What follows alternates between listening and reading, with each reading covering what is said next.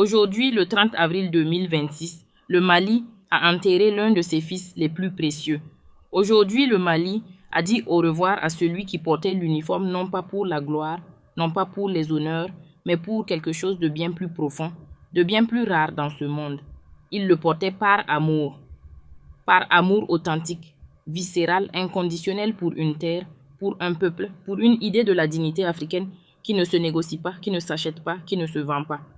Sadio Camara, ministre de la Défense du Mali, est mort au combat. Il est mort debout. Et aujourd'hui, on l'a mis en terre. Permettez-moi de vous dire quelque chose avant même de continuer. Il y a des moments dans l'histoire d'un peuple où le silence est plus éloquent que n'importe quel discours. Il y a des moments où les larmes d'une nation entière parlent plus fort que tous les communiqués officiels, plus fort que toutes les analyses géopolitiques, plus fort que toutes les déclarations diplomatiques. Ce 30 avril, c'était l'un de ces moments. Ce n'était pas simplement un enterrement, c'était une nation qui regardait en face ce qu'elle avait perdu. C'était un peuple entier qui comprenait dans sa chair, dans ses tripes, que la liberté a un prix et que ce prix parfois porte un visage, un nom, une famille, une histoire. Sadio Camara, répétez ce nom, gravez-le quelque part dans votre mémoire, parce que dans les années qui viennent, quand on écrira l'histoire du Mali nouveau, quand on racontera comment un pays a décidé de reprendre son destin en main, de chasser les forces qui le dépouillaient depuis des décennies, ce nom reviendra. Il reviendra inévitablement. Comme le nom de ceux qui ont choisi de tout donner pour que les autres puissent vivre libres. Il y a des personnes comme ça dans l'histoire. Des personnes qui naissent pour quelque chose de plus grand qu'elles-mêmes. Et Sadio Camara en faisait partie. Vous savez, on parle souvent des guerres en termes de chiffres. Tant de soldats morts, tant de villages détruits, tant de kilomètres de territoire perdus ou repris. Et ces chiffres sont importants, bien sûr. Ils disent quelque chose de la réalité d'un conflit. Mais derrière chaque chiffre, il y a un visage. Il y a une mère qui attendait le retour de son enfant. Il y a une femme qui regardait vers la porte chaque soir en espérant entendre le bruit de pas familiers. Il y a des enfants qui ne comprennent pas encore pourquoi leur père ne reviendra plus jouer avec eux le dimanche matin. Derrière chaque chiffre, il y a une histoire humaine d'une profondeur que les statistiques ne pourront jamais capturer. Et c'est pour ça que je voulais vous parler aujourd'hui de Sadio Camara. Non pas seulement du ministre, non pas seulement du militaire, mais de l'homme, de ce qu'il représentait, de ce que sa mort nous dit sur le moment historique que traverse le Mali, que traverse l'Afrique tout entière en ce moment même. Parce que ce qui se passe au Mali en ce moment n'est pas une simple crise sécuritaire. Ce n'est pas juste une affaire de djihadistes et de rébellion, non. Ce qui se passe au Mali, c'est quelque chose de beaucoup plus profond. C'est une bataille pour l'âme même de l'Afrique. C'est une confrontation entre deux visions du monde, deux conceptions de ce que devrait être l'avenir de ce continent. D'un côté, il y a ceux qui pensent que l'Afrique doit rester dans sa position traditionnelle, sous tutelle, dépendante, soumise à des intérêts extérieurs qui, depuis des siècles, décident de ce qui est bon pour elle, qui place ses dirigeants, qui exploite ses ressources, qui divise ses peuples pour mieux les dominer. Et de l'autre côté, il y a des hommes comme Sadio Camara, des hommes qui ont décidé que cette époque était révolue, que le Mali allait écrire lui-même son histoire, que les fils de ce continent allaient enfin, après tant d'années de soumission, relever la tête et dire non. Non à la tutelle, non à l'exploitation, non à cette condescendance millénaire qui traite les peuples africains comme des enfants incapables de décider pour eux-mêmes. Sadio Camara était l'un de ces hommes, et c'est peut-être pour ça que sa mort fait si mal. Pas seulement au Mali, partout où des Africains, en Afrique ou dans la diaspora, avaient commencé à croire que quelque chose était en train de changer. Partout où des gens avaient commencé à regarder le Mali comme une lueur d'espoir dans une nuit qui avait duré bien trop longtemps. Mais avant de parler de tout ça, avant de parler de ce que sa mort signifie pour l'avenir du Mali et pour l'avenir de l'Afrique, laissez-moi vous raconter ce qui s'est passé aujourd'hui. Ce 30 avril 2026, ce jour de deuil national, ce jour où les rues de Bamako ont résonné non pas de musique ni de célébration, mais du son sourd et grave de la tristesse collective d'un peuple entier. Les cérémonies funèbres de Sadio Camara se sont déroulées dans une atmosphère que personne de ceux qui étaient présents n'est prêt d'oublier. Il y avait dans l'air quelque chose d'électrique et de lourd en même temps, quelque chose qui tenait à la fois du recueillement le plus profond et d'une détermination farouche, presque farouche dans sa dignité. Les militaires des FAMA étaient là bien sûr au garde à vous. raides comme des statues, mais avec dans les yeux quelque chose qu'aucun ordre ne peut ordonner et qu'aucun règlement ne peut prescrire. La douleur, la fierté, et cette résolution silencieuse de ceux qui ont décidé de continuer malgré tout, de continuer à se battre, de continuer à avancer, même quand l'un des leurs est tombé. La population civile était présente également, et en nombre. Des hommes, des femmes, des personnes âgées, des jeunes, des gens simples, des gens ordinaires qui n'ont peut-être jamais rencontré Sadio Camara de leur vie, qui ne lui ont peut-être jamais serré la main, qui ne l'ont peut-être connu qu'à travers les images à la télévision ou les nouvelles à la radio. Mais ils étaient là, parce que pour eux, Sadio Camara n'était pas seulement un ministre, il était un symbole. Il était la preuve vivante que des fils de ce pays étaient prêts à mourir pour que d'autres puissent vivre debout. Et puis il y avait les dignitaires, les officiels du gouvernement de transition, les chefs militaires, les représentants de la société civile, tous réunis dans un même élan, dans ce même espace de douleur partagée, de respect collectif rendu à un homme qui avait tout donné. Certains ne pouvaient pas retenir leurs larmes. D'autres regardaient fixement devant eux, avec cette expression particulière que l'on a quand on est déchiré, entre l'envie de pleurer et la nécessité de rester debout pour ceux qui vous regardent, pour ceux qui ont besoin que vous restiez debout. Ce qui a frappé tous les observateurs présents ce jour-là, c'est le silence. Un silence d'une qualité rare. Ce n'était pas le silence vide de l'absence. C'était le silence plein, dense, lourd de sens de ceux qui ont décidé que les mots n'étaient pas suffisants. Que face à une perte de cette ampleur, le langage humain, avec toutes ses ressources, toute sa richesse, toute sa sophistication, ne pouvait pas faire ce que le silence seul pouvait faire. Rendre hommage à la vraie mesure d'un homme. Des corps portés dans les rues, des visages marqués par la douleur, des gens qui marchaient lentement, comme si ralentir le pas pouvait d'une certaine façon ralentir le temps, repousser encore un peu ce moment où il faudrait accepter la réalité de la perte. Ce sont ces images qui ont circulé sur les réseaux sociaux. Ces images qui ont ému la diaspora malienne éparpillée aux quatre coins du monde, de Paris à Montréal, de New York à Abidjan. Ces images qui ont provoqué chez des centaines de milliers de personnes ce nœud dans la gorge caractéristique des émotions trop grandes pour les mots. La diaspora malienne, justement. Elle s'était déjà mobilisée quelques jours avant l'enterrement. À Montreuil notamment, dans la banlieue parisienne, des Maliens venus de partout s'étaient réunis pour envoyer un message. Un message fort, un message qui ne laissait aucune ambiguïté sur leur état d'esprit. Ils étaient là pour affirmer leur soutien aux forces armées maliennes, aux FAMA, pour dire à leurs frères et sœurs au pays que la distance géographique ne diminuait en rien leur solidarité, que même de l'autre côté de l'océan, même sur cette terre européenne qui les avait accueillis mais qui n'était pas la leur cœur était au Mali, leur âme était au Mali. Ce rassemblement de Montreuil, il faut le comprendre dans son contexte. Il ne tombait pas du ciel. Il était la réponse naturelle, organique, d'une communauté traumatisée par ce qu'elle venait de voir. Des images d'une attaque d'une brutalité rare. Des images qui avaient choqué le monde entier. Des drones militaires sophistiqués. Des combattants suréquipés. Des tactiques qui ne ressemblaient en rien à celles des groupes terroristes classiques que l'on connaissait jusqu'alors dans la région. Et au milieu de tout ça, des soldats maliens qui se battaient avec tout ce qu'ils avaient, avec toute leur bravoure, leur détermination, leur amour du pays. Et parmi ces soldats, Sadio Camara, debout, jusqu'au bout. Les discours prononcés à Montreuil étaient d'une clarté et d'une franchise que l'on entend rarement dans les espaces politiques habituels. Aucune langue de bois, aucune diplomatie de façade. Les gens appelaient les choses par leur nom. Ils parlaient du colonialisme. Ils parlaient du néocolonialisme.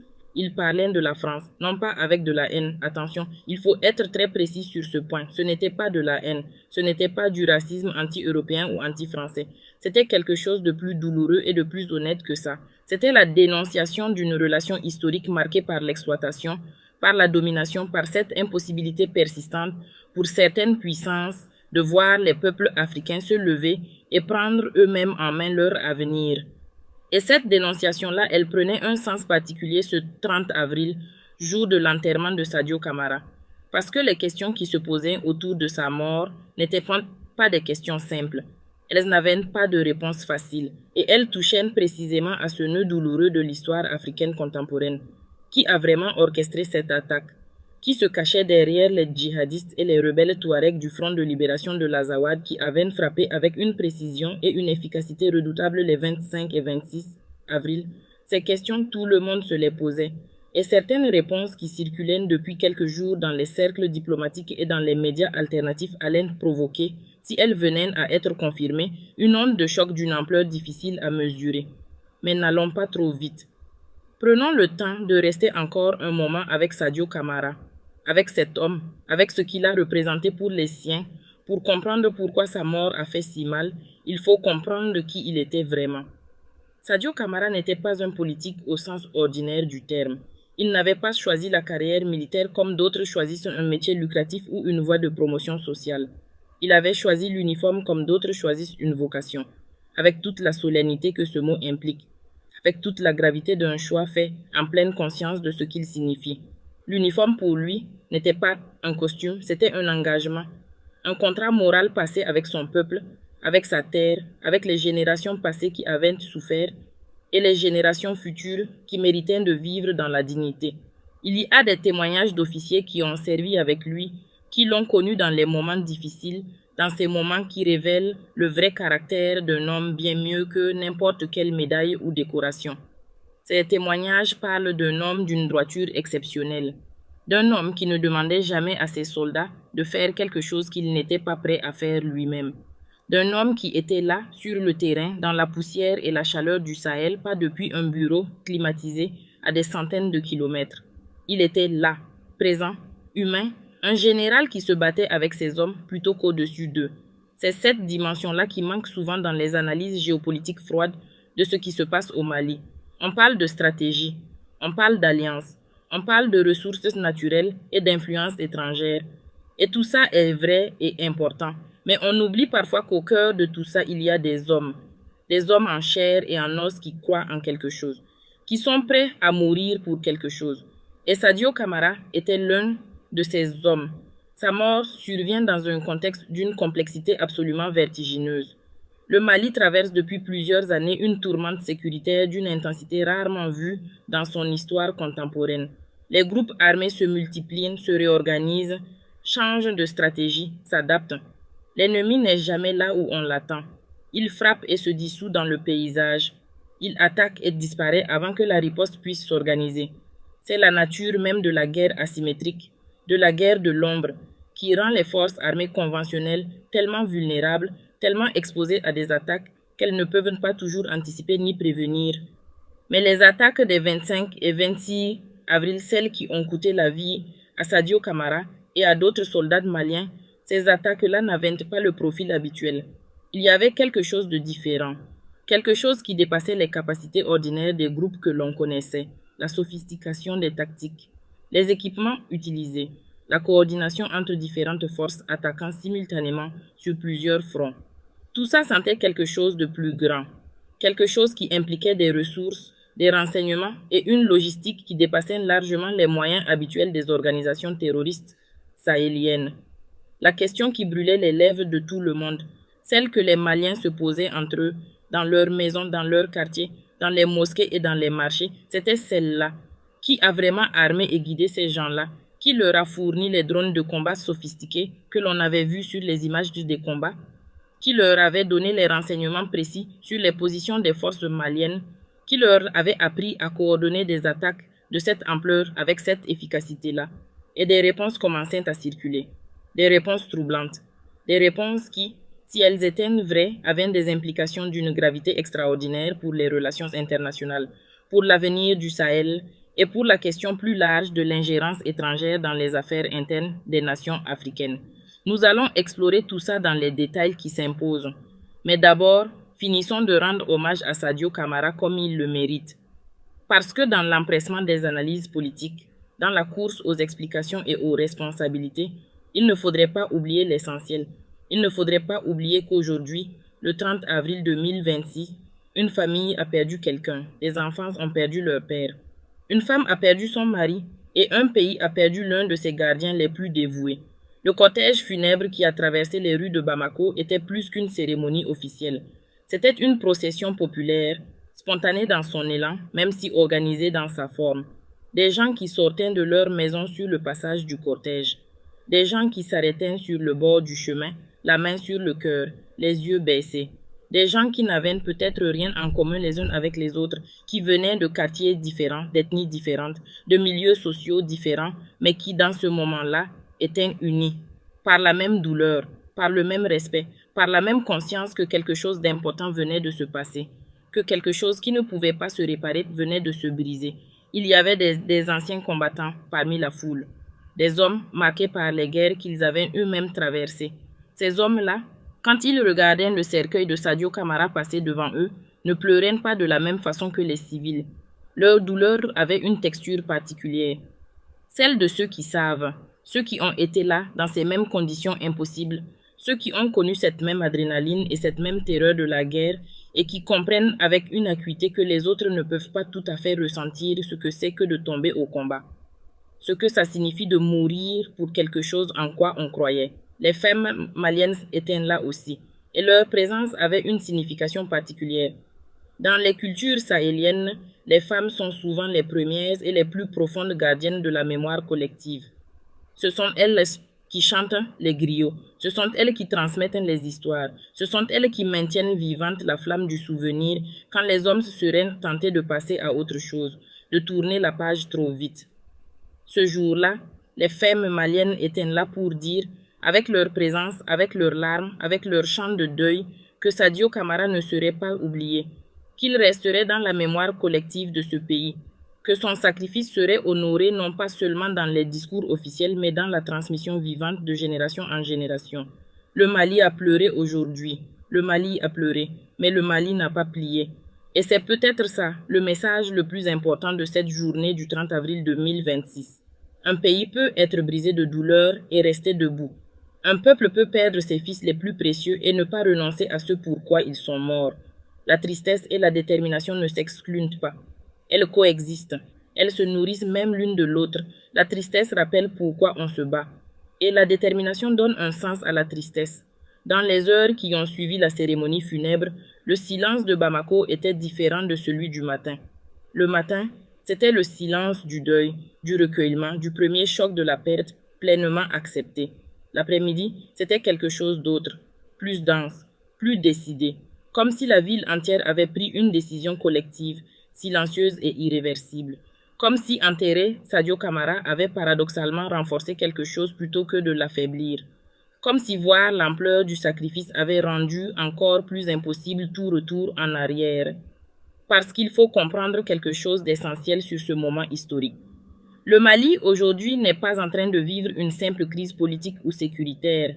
Le Mali est en train de vivre ce que les historiens, dans quelques décennies, analyseront probablement comme l'un des moments charnières de l'histoire africaine postcoloniale.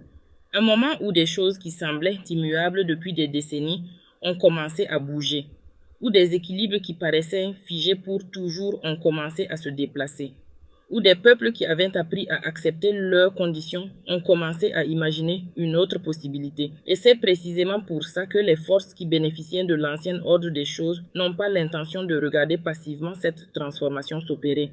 C'est pour ça que les attaques des 25 et 26 avril n'étaient pas ce qu'elles semblaient être en surface.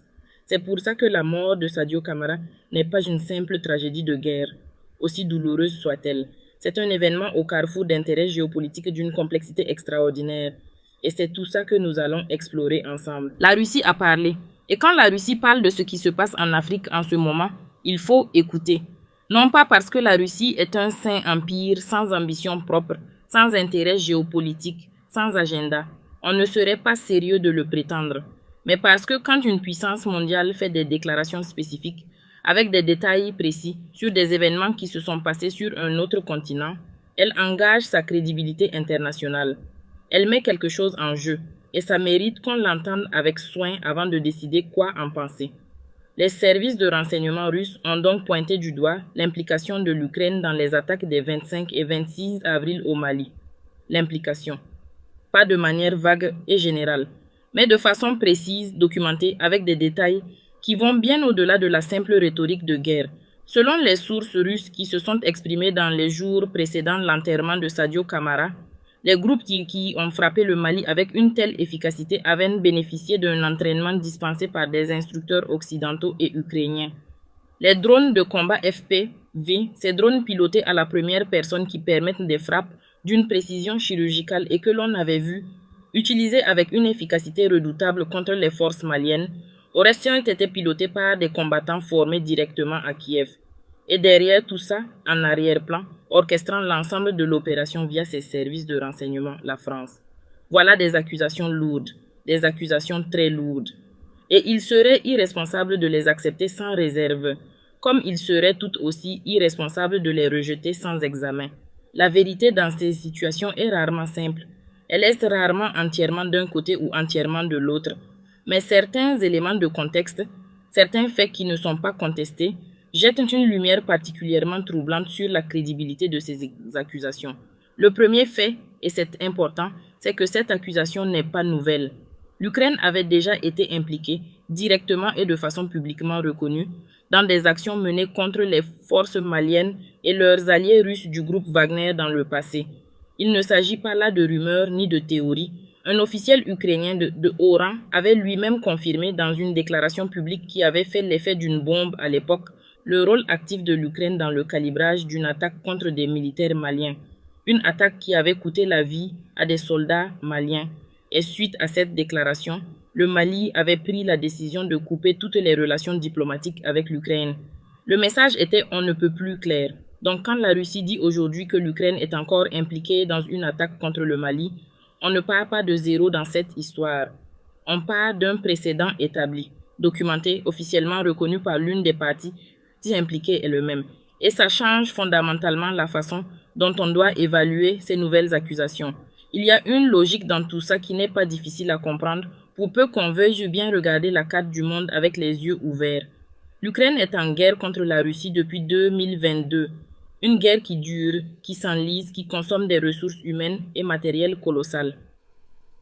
Dans le contexte de cette guerre, tout ce qui affaiblit la Russie, tout ce qui complique ses opérations à l'étranger, tout ce qui crée des fronts supplémentaires auxquels elle doit faire face est potentiellement utile pour Kiev. La présence russe au Mali, via les instructeurs militaires et les conseillers du groupe Wagner, est exactement le genre de cible que l'Ukraine cherche à frapper dans le cadre de sa stratégie de pression sur la Russie hors du théâtre de guerre européen. C'est une logique de guerre que l'on peut comprendre, même si l'on peut la trouver profondément injuste, parce que dans cette logique-là, le peuple malien n'est pas vraiment une considération. Les soldats maliens qui meurent ne sont que des dommages collatéraux dans une guerre qui n'est pas la leur. Ils sont les victimes involontaires d'un conflit qui se joue à des milliers de kilomètres de chez eux, mais qui vient, par la grâce de cette géopolitique cynique, se déverser dans leurs villes et leurs villages avec toute sa violence. Et c'est là que réside quelque chose de profondément, fondamentalement inacceptable dans cette situation. Peu importe ce qu'on pense de la Russie, peu importe les positions que l'on peut avoir sur la guerre en Ukraine. Ce qui est inacceptable, c'est d'aller organiser des massacres sur le sol africain pour régler des comptes européens. C'est de traiter le Mali, le Burkina Faso, le Niger comme des terrains de jeu pour les guerres des autres. C'est de sacrifier des vies africaines pour des enjeux qui ne concernent pas l'Afrique.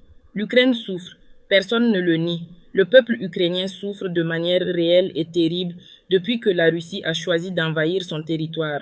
Et cette souffrance mérite une compassion sincère. Mais cette souffrance ne justifie pas de créer de la souffrance ailleurs. Elle ne justifie pas d'instrumentaliser des groupes armés sur le sol malien. Elle ne justifie pas de faire mourir des soldats maliens pour des raisons qui n'ont rien à voir avec le Mali.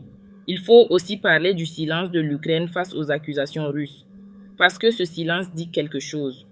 Dans le monde de la diplomatie internationale, dans le monde des relations entre États, quand on accuse quelqu'un de quelque chose de grave et que cet accusé ne répond pas, ne dément pas, ne présente pas de contre-argument, ne demande pas d'enquête, ne réclame pas que la vérité soit établie, ce silence a une signification. Ce n'est pas un silence neutre. Ce n'est pas un silence indifférent. C'est le genre de silence que l'on choisit quand on sait que toute réponse risquerait d'être contre-productive. Quand on sait que les éléments que l'on pourrait avancer ne résisteraient pas à un examen sérieux. Paris, de son côté, a démenti. Formellement, catégoriquement, la France n'a rien à voir avec les attaques contre le Mali, ont dit les responsables français. Et bien sûr, Paris nierait qu'elle soit impliquée ou non.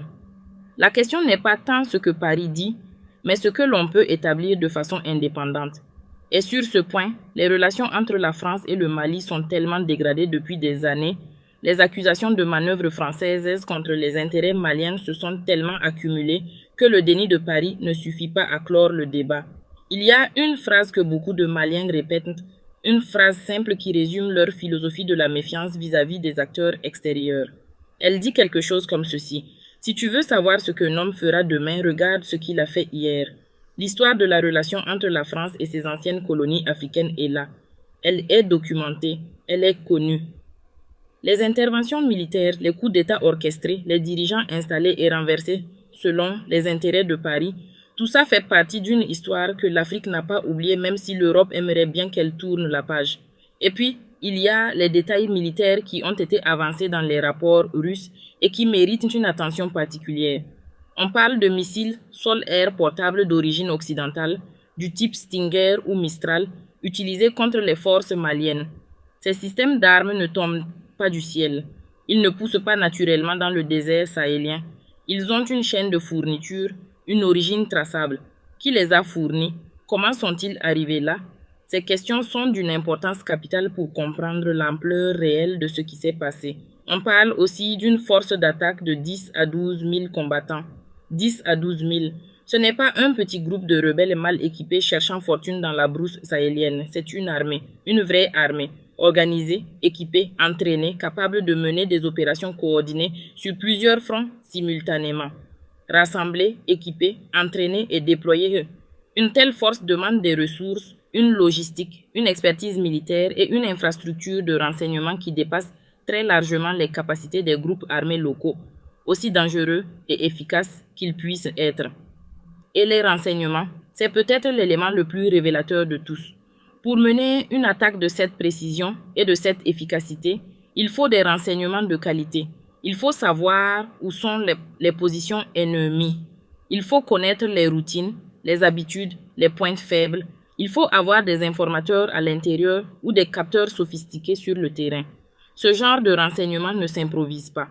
Il se construit sur des mois, parfois sur des années, et il nécessite des ressources et une expertise que seuls des acteurs étatiques ou para-étatiques de premier plan peuvent fournir. Tout ça pris ensemble forme un tableau cohérent et troublant. Un tableau qui ne prouve rien de façon définitive, qui ne constitue pas une preuve juridique que l'on pourrait apporter devant un tribunal international, mais qui est, pour utiliser un terme juridique, une forte présomption. Une présomption qui pointe dans la même direction que ce que disent les Maliens depuis des mois, depuis des années. Que leur combat pour la souveraineté ne se joue pas seulement contre des groupes armés locaux, qu'il se joue aussi contre des puissances extérieures qui ont décidé que le Mali ne devrait pas avoir le droit de choisir son propre chemin. C'est dans ce contexte que la mort de Sadio Camara prend toute sa signification. Il n'est pas mort dans un conflit local, dans une querelle tribale ou régionale, dans une de ces violences qui déchirent parfois les sociétés africaines de l'intérieur. Il est mort dans une guerre de plus grande ampleur, une guerre où les enjeux dépassent les frontières du Mali, une guerre où ce qui se joue, c'est la question fondamentale de savoir si les nations africaines ont le droit à la même souveraineté réelle, effective, non négociable, que les nations du reste du monde revendiquent pour elles-mêmes. Et cette guerre-là, elle ne peut pas se comprendre sans parler d'un homme. Un homme dont le nom a été prononcé avec émotion ce 30 avril dans toutes les maisons maliennes, dans tous les rassemblements de la diaspora, dans toutes les conversations entre Africains qui suivent de près l'évolution de la situation au Sahel. Assimi Goïta. Le général Goïta est le chef de la transition malienne. C'est lui qui a mené le pays sur cette voie nouvelle, risquée et courageuse de l'indépendance retrouvée. C'est lui qui a signifié à la France que ses soldats devaient partir. C'est lui qui a choisi de diversifier les partenariats du Mali, d'accueillir la coopération russe, de tisser des liens nouveaux avec d'autres nations qui ne posaient pas de conditions politiques à leur aide. C'est lui, en résumé, qui incarne pour des millions de Maliens et d'Africains la rupture avec un système qui les avait maintenus sous tutelle depuis trop longtemps. Et ce 30 avril, Assimi Goïta était présent aux funérailles de Sadio Camara. Sa présence n'était pas simplement protocolaire. C'était la présence d'un chef qui vient rendre hommage à un soldat qui est tombé à ses côtés dans le combat qu'il a choisi de mener pour son peuple. Leur relation n'était pas seulement hiérarchique. Elle était celle de deux hommes qui avaient fait le même choix, qui avaient regardé la même réalité en face et qui avaient décidé ensemble qu'il était temps de changer les choses. Le silence du général Goïta dans les jours qui avaient suivi les attaques, ce silence que certains médias avaient tenté d'interpréter comme un signe de faiblesse ou de panique, ce silence prenait aujourd'hui un sens différent. Dans les yeux de ceux qui l'avaient vu lors des funérailles,